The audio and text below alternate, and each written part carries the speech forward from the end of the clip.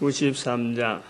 예수는 나의 힘이요 내 생명 되시니 그저 예수 떠나가면 재증에 빠지리. 눈물이 앞을 가리고 내 맘에 근심 쌓일 때 위로하고 힘주실 주 예수. 예수는 나의 힘이요 내 치. 하나님 말씀 요한복음 1장 39절에서 끝절까지 말씀 교독합니다. 39절 말씀 제가 먼저 받들어 봉독드립니다. 예수께서 37절 말씀, 37절. 두 제자가 그의 말을 듣고 예수를 쫓거늘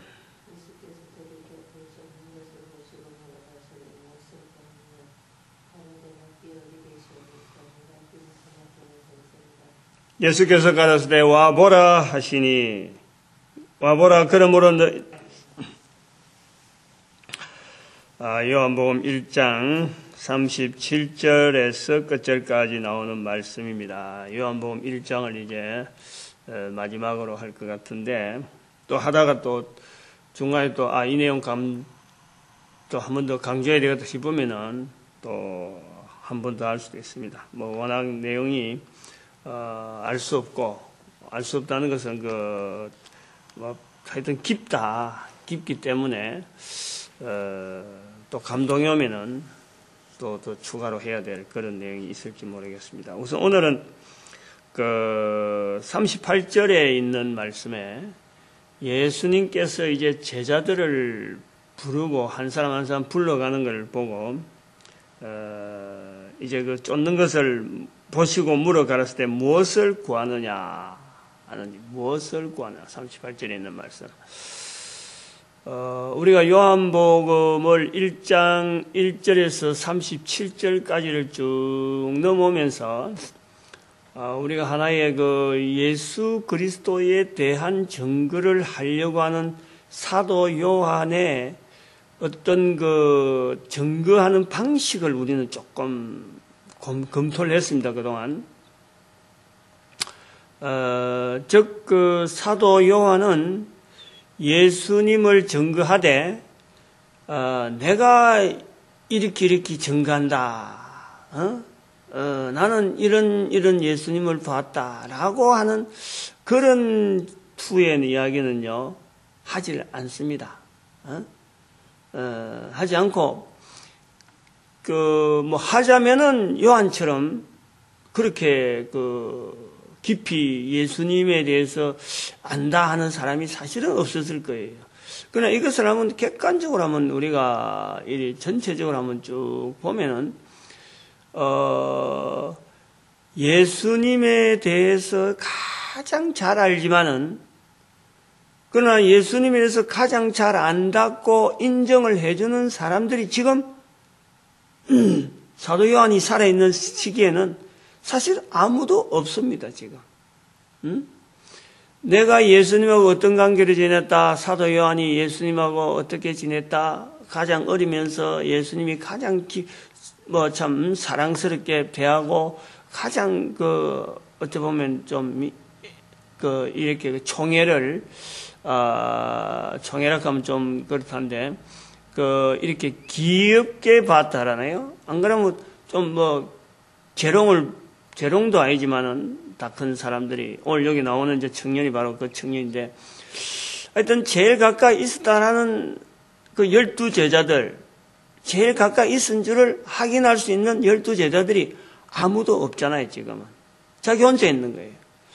근데 자기 혼자 남아 있으면서 예수님을 증거하려고 하니까 자기 혼자 증거 갖고는 안 된다는 거지. 사람들이 인식을 안 해주는 거죠. 그러니까 세례 요한의 증거를 지금까지 계속해서 세례 요한의 말을 인용해서 결국에는 사도 요한의 증거로 거기다 입혀가는 거로 우리가 보는 겁니다. 그리고 요한복음의 1장에 나타난 이 부분 외에도 앞으로 계속해서 세례 요한의 등장을 이 요한복음에서는 자주 등장을 시킵니다. 그것은 뭐냐면 바로 1장에 있는 이런 내용하고 같은 거예요.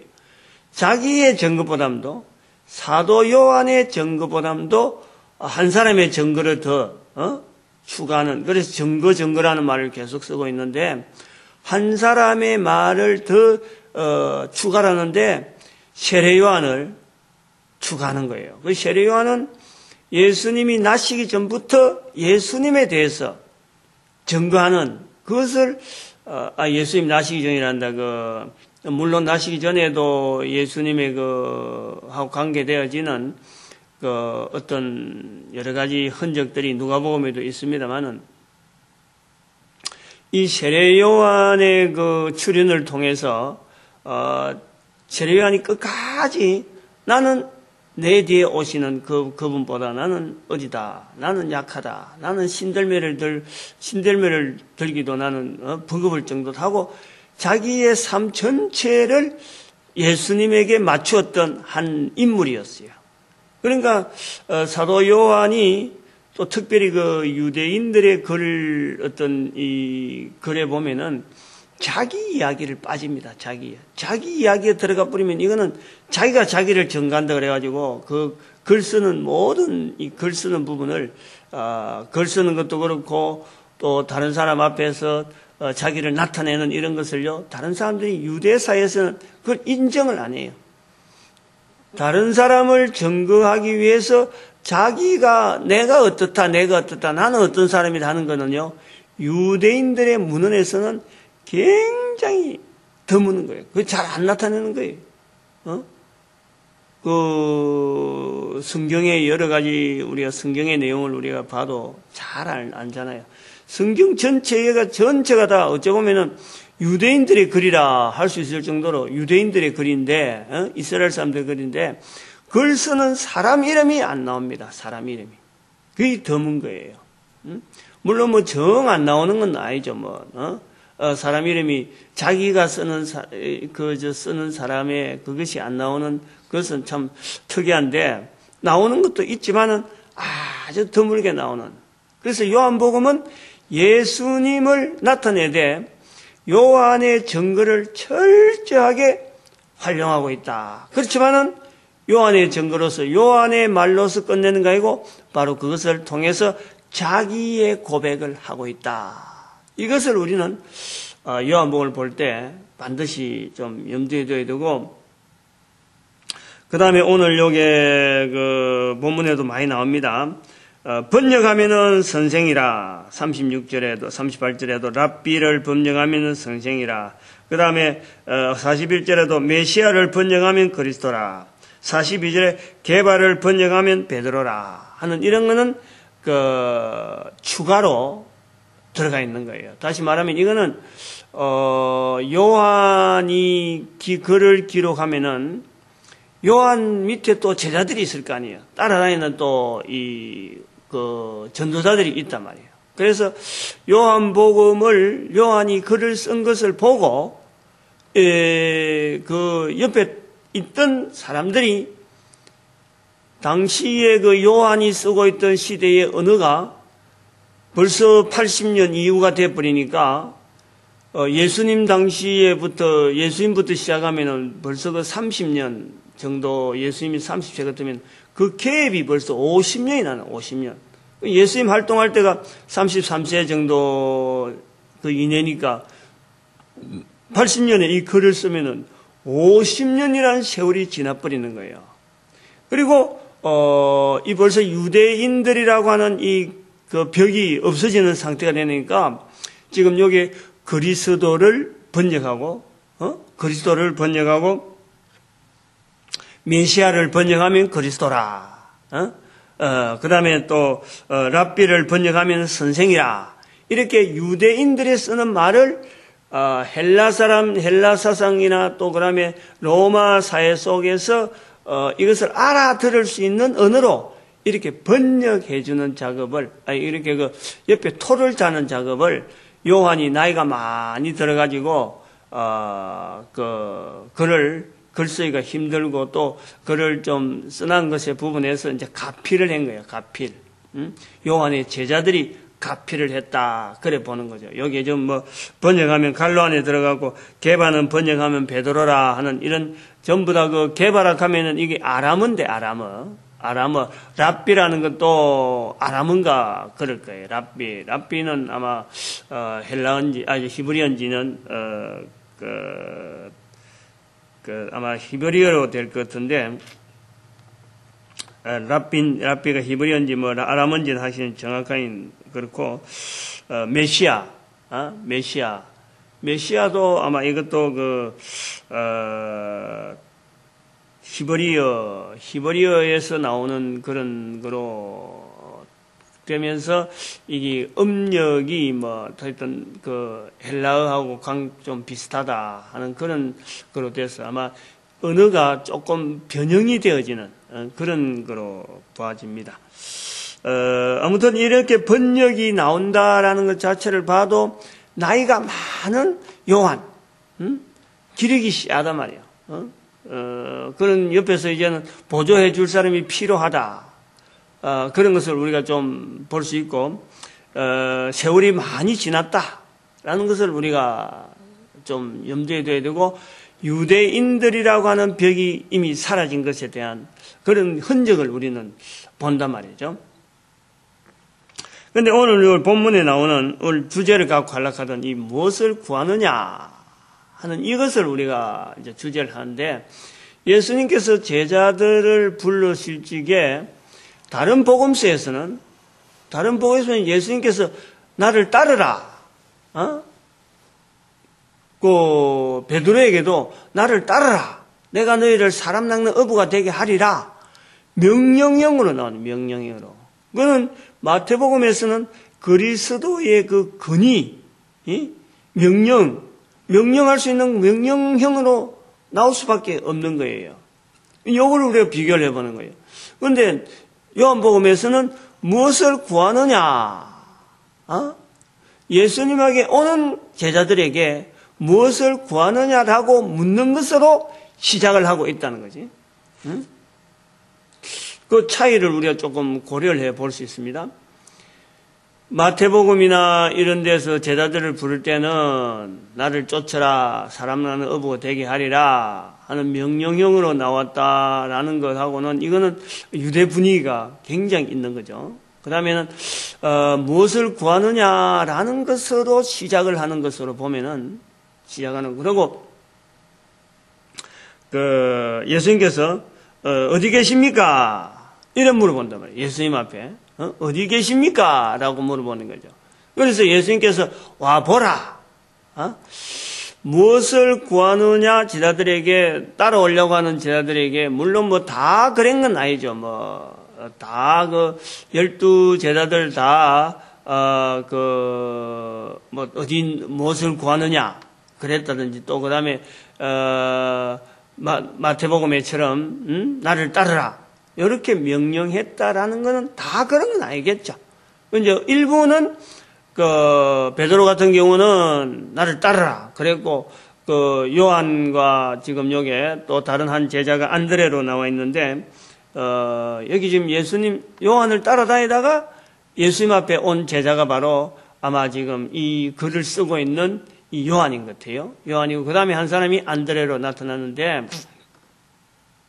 이 사람들에게는 예수님께서 무엇을 구하느냐라고 물어봤겠죠. 그런데 그것을 마태복음에는 나를 쫓아라 하는 그 부분을 이제는 강하게 나타내고 요한복음에는 요한에게 이야기한 무엇을 구하느냐 하는 것으로 이것을 시작을 한다는 거죠. 그래서 이것을 시작한다는 이 부분에서 마태복음에서 나를 쫓아라 하는 이 어감하고 여기에서 요한복음에서 무엇을 구하느냐 하는 이 어감에서 우리가 지금 하나 우리가 고려돼야 될 부분이 바로 지금 이 요한의 시대 자체가 어떤 일정한 교회라고 하는 어떤 교회, 사람들이 몇 명 모이고 또 요한의 제자가 있어서 늘 전도하러 나가는 이런 전도대들이 있는 그런 어떤 공동체 생활이 계속 어느 정도 형성이 되어 있다라는 것을 볼 수 있어요.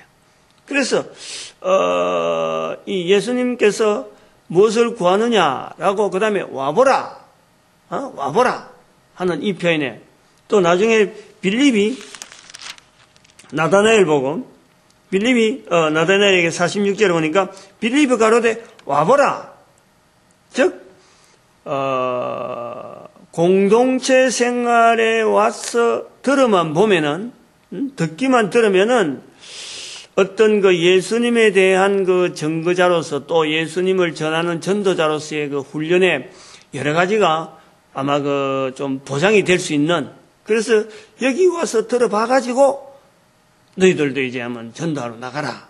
아마 이런 형태로서 이 오늘날 우리 교회 꼭 교회 한번 와봐 하는 그런 식으로 교회만 와보면은 뭔가 그 구원이 있는 듯한 그런 그 의감이 지금 비슷한 유행이 지금 이 여기에 요한복음 1장에서 나오는 거로 보아집니다. 그러나 지금 예수님께서 먼저 무엇을 구하느냐라고 물은 것에 대해서 우리는 굉장히 그 어떤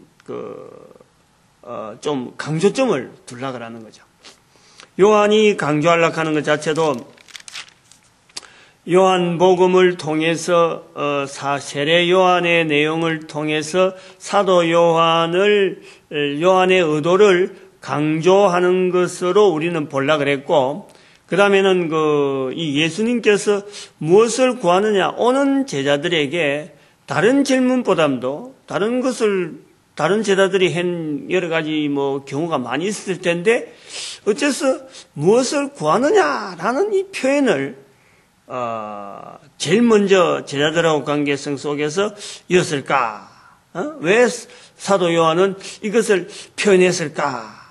하는 것을 보면서, 벌써 이 공동체 생활에서의 이 제자들로서 다가오는 이 수많은 그 요한의 제자들, 또 요한 밑에서 신앙생활 하려고 모이는 많은 사람들의 그 모임 자체를 우리는 하나의 그 공동체를 우리는 염두에 두고 있는 거죠.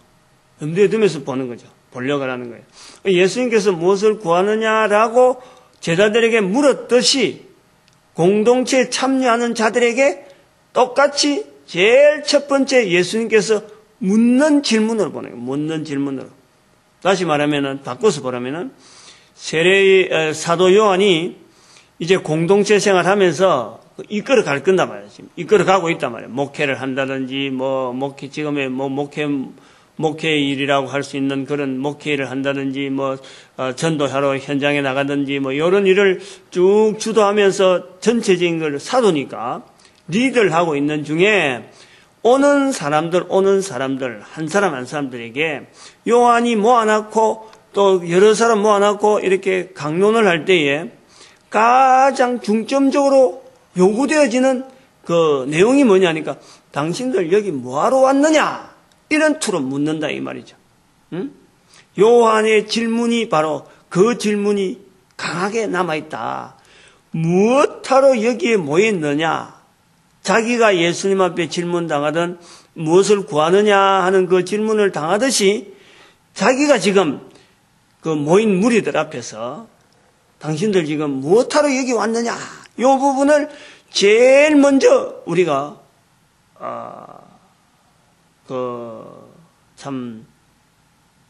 한 사람 한 사람 여기 온 것에 대해서 우리가 분명히 알고 이 자리가 어떤 자리인지 알고 공동체 생활을 하는 것이 좋겠다 하는 것이 아마 그 사도 요한의 그 화두 이야기를 할 때의 그 어떤 사상, 요한이 지금 말하고자 하는 어떤 그 예수님에 대해서 알리려고 하는 그런 여러 가지 증거 복음의 내용들을 이야기할 때에 제일 어떻게 보면 사도 요한이 가지고 있는 그 마음, 나이는 늙어갔죠. 세월은 정해놨죠. 오신다던 예수님 아직 안 오셨죠. 그 다음에 예루살렘을 멸망했죠. 사도들은 지금 다 죽어버렸지. 자기는 지금 얼마 남지 않는 세월을 이렇게 바라보면서 마음이 급한 거 아니에요. 뭐하러 여기 왔느냐는 거지. 온 이유를 분명히 알고 우리가 서로 공동체 생활 하자. 이런 것이 짙다. 그러니까 예수님의 제자들을 부르는 첫 부름에 자기에게 불렸던 부름을 이제는 연결시켜 보는 거예요. 나도 그렇게 불려서 예수님 앞에 왔는데 올 때는 진짜 무엇하러 왔는지 올 때는 그때 뭣도 몰랐다는 거지. 그냥 자기 처음 스승이었던 그 스승이 하나님의 어린 양이로다 하는 그 증거를 하는 바람에 자기는 예수님을 따라왔는데 그때 자기한테 주었던 그 질문, 무엇을 구하느냐 하는 그 질문이 처음부터 끝까지 남아있는 거죠. 계속해서. 그러다 자기가 지금 사도로 지금 쓰임 받는 거 아니에요. 이런 인상을 우리는 봅니다. 좀 생각하는 거죠. 사도 요한이 그냥 느닷없이 예수님의 무엇을 구하느냐 하는 말을 요한복음에다가 제일 먼저 예수님의 제자들하고 관계성 속에서 첫 질문을 했겠느냐? 자기가 당한 질문이지만은 결국 그 질문 속에서 늘 예수님을 따라다니면서 그 질문이 씹어지잖아요. 꼽아진다. 이렇게 자꾸 되뇌이진단 말이에요. 그것이 결국에는 자기가 또 다른 사람 앞에 그 질문을 할 수밖에 없는 지금 입장이 되어 있는단 말이에요. 그러니까 이 질문이 굉장히 어찌 보면은 강한 질문이에요. 강한 질문. 간단하게 어떻게 보면 안부처럼 지나가는 질문인지 모르지만 이거는 굉장히 강한 질문이고 이 질문이 바로 우리 교회에 출입하는 지금 현재 2011년도 12월 현재를 위시해서 교회에 출입하려고 하는 모든 자들이 한 사람 한 사람 정말 이거는 무릎 꿇고 왜 내가 이 교회로 와야 되는지, 왜 내가 예수를 믿는다고 해야 되는지, 왜 내가 살아가는지, 지금 내가 사는 것이 왜 사는지 이런 것에 대한 질문을요 예수님 앞에서 처음 지금 불림받아서 교회 오는 어찌 보면은 사도 요한, 아직까지 사도란 이름 붙이적네 그야말로 벌로 힘만 남아가지고 펄펄펄 뛰는, 그러니까 안드레 가는 것도 베드로의 동생이니까 비슷한 또래가 돼가지고 아마 젊어가지고 이 성생 찾아다니고 저 성생 찾아다니고 내가 도대체 내 몸을 어디다가 지금 헌신해서 우리 이스라엘을 참으로 나름대로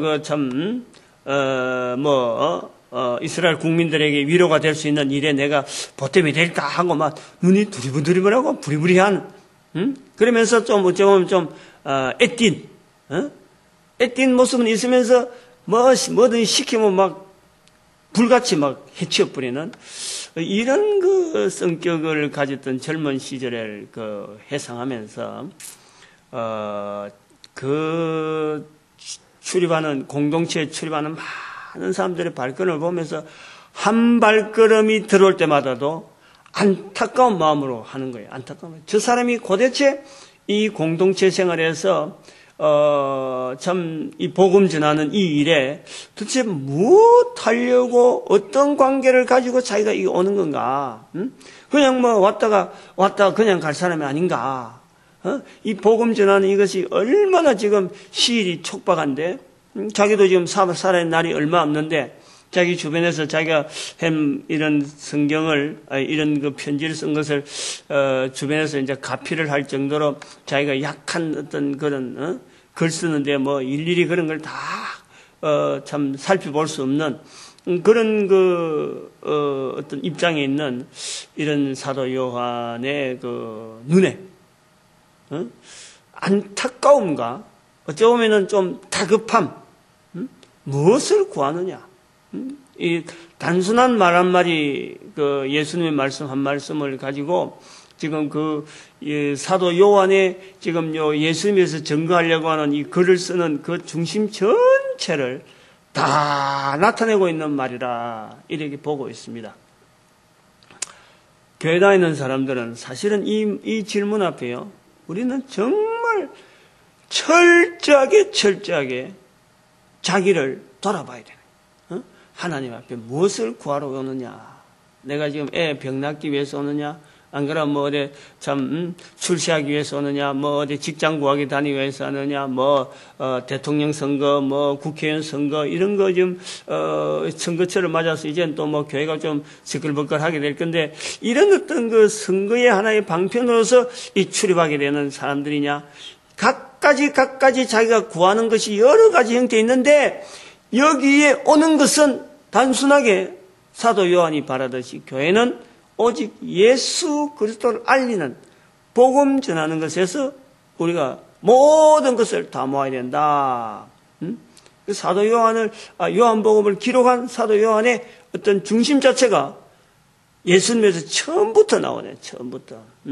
예수님에서 철저하게 현장에서 언어적인 그런 표현들이 막 나온단 말이에요. 그러니까 우리 교회가요. 지금 이런 부분에 좀 철저하지 않다는 거지. 한 사람 온다는 것이 너무 귀하다 보니까 이 온다는 것이 너무 귀해가지고 아마 이 자리를 이 자세를 놓친 것 같아요. 차라리 한 사람 오는 것도 분명히 귀하지만은 그 한 사람이 예수 그리스도 앞에서 다시 쓰임 받는다 하는 이 기대감은요. 이거는 더 커야 될 것 같아요. 더 커야 될 것 같아요. 그래서 귀하지만은 그가 더 축복의 자리가 오기 때문에 강하고 담대하게 왜 왔느냐? 여기는 이 어마어마한 자리이기 때문에 좀 정신 좀 똑똑히 차리지 않고 살아가는 모든 삶을 여기에 딱 맞춰야 된다는 거예요. 예수님을 전하는데 복음 전하는데 그거 하기 위해서 우리가 모이는 거지 딴 거 우리가 없다. 아주 뭐 강하게만 당신 먹고 사는 문제도 말이지 이런 부분에서 전체를 다 맞춰야 된다 하고 아주 강하게 해야 될 것 같은데 이게 안 돼 왔다. 그래서 제가 오늘 이 본문에서 무엇을 구하느냐? 예수님께서 무엇을 구하느냐? 이렇게 하진 않았겠죠.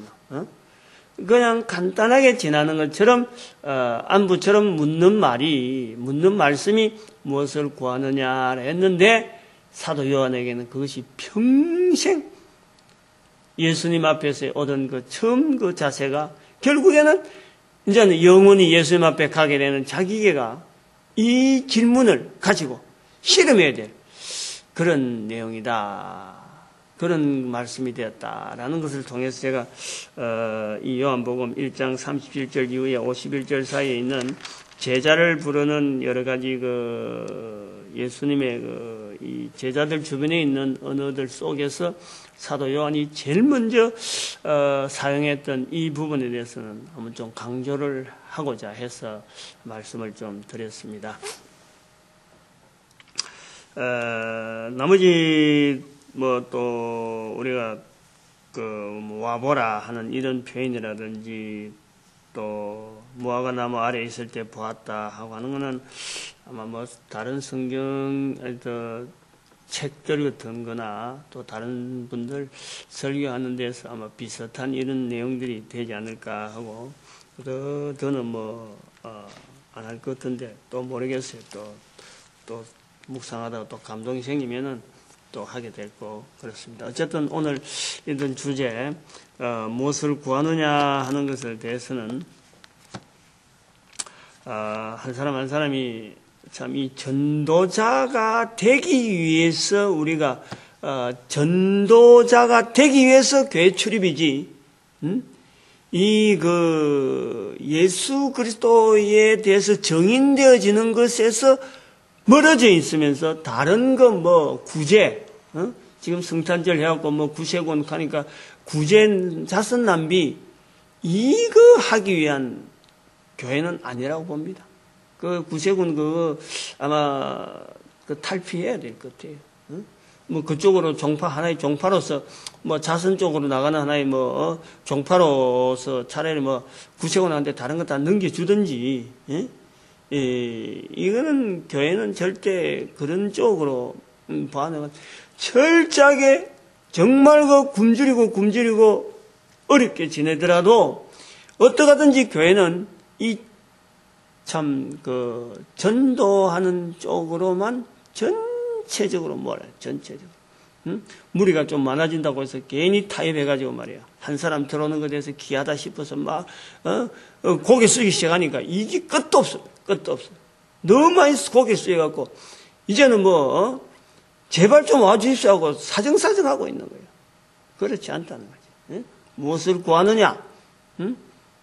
어찌 보면은 조용하지만은 당당한 이 교회의 어떤 자리를 회복할 수 있기를 우리 소망하면서, 그러나 이렇게 간단한 것 해도요, 이게 바로 전 세계를 움직일 수 있는, 전 세계를 모든 무릎을 예수 이름 앞에 무릎 꿇게 만드는 그 시작이 바로 이 시작의 단추가 우리가 잘못 깨어져가지고 오늘 지금 힘들어하고 있다, 그래 보고 있습니다. 그래서 우리 교회 같은 경우 지금 사람은 없고 참 부족하지만은 어쨌든 이 자료 남기려고 하는 것에 대한 이런 것을 오히려 사람이 적으니까 차라리 신경 쓸 일이 적다 보니까 요에 대해서 한 일에 대해서 꾸준하게 지금 나갈 수 있다. 그래 보는 또 억지 위로인지 모르지만 그러나 그 분명한 거는 사실이에요. 사람이 적으니까 신경이 훨씬 덜 쓰이고 오로지 요것만 생각하는 거예요. 요것만. 그래서 이 동영상을 자꾸 남겨서 후대 사람들에게, 다음 때 사람들이 올바른 교회 생활을 하겠는데 좀 도움이 됐으면 하고 계속 그런 쪽으로 시각이 모아지고 있다, 그래 보고 있습니다. 오늘도 우리가 하나님 앞에서 이 성도 되는 자리라고 하는 이것이 얼마나 귀한지가 좀 더 당당히 자부심이 무엇을 구하느냐? 누가 오더라도 말이지. 누가 오더라도 무엇을 구하느냐? 분명히 딱 확인해 볼 수 있고, 그래서 여기는 철저하게 예수 전하는 장소다 하는 그거에 대한 인식을 분명히 하고, 그 다음에는 모든 그렇다면 지금 현재 흩어져 있는 수많은 교회들이 하나 되어서 예수님을 전하는데, 복음 전하는데 하나 되어질 수 있는 이런 어떤 채널을 한번 소망해 보고, 그 다음에는 우리 민족이 하나님 앞에서 참 쓰임받는 이 참 거룩한 축복을 할 수 있는 시간 되어지길 바랍니다. 주여 감사합니다. 주여!